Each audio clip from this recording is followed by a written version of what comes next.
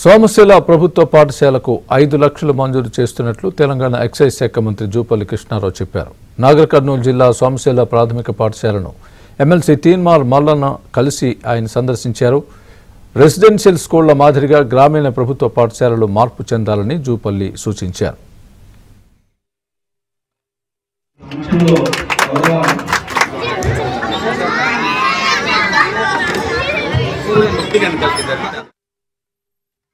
ఎవరైనా ఏ నాయకుడైనా ఏ కలెక్టరైనా నేను సీసీ రోడ్లో కానీ డాంబర్ రోడ్లో కానీ డ్రైనేజ్ ఆ పైన ఖర్చు పెట్టా పిల్లలకు చదువుకోదు ఖర్చు పెట్టాల్సి. అందుకని ఈ సందర్భంలో సోమశిల స్కూల్ కూడా తక్షణమే ఈ రోజే నేను 5 లక్షల రూపాయలు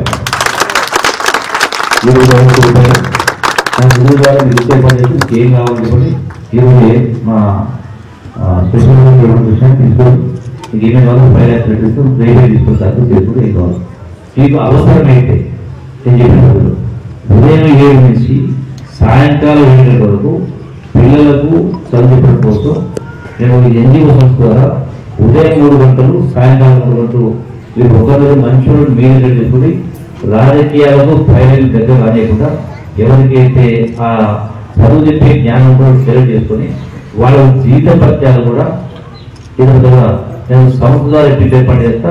సోమశిలను రెసిడెంట్ స్కూల్లో ఉదయం 7 నుంచి సాయంకాలం దాకా చెప్పించి కార్యక్రమం చేయండి.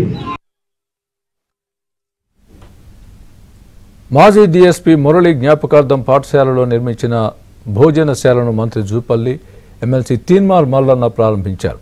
ఈ సందర్భంగా మంత్రి జూపల్లి ఎమ్మెల్సీ తీన్మార్ మల్లన్నను టీచర్లు ఘనంగా సన్మానించారు.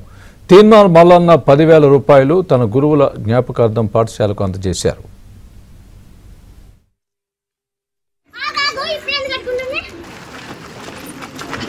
ప్రియతమ కొల్లాపూర్ మధురిగా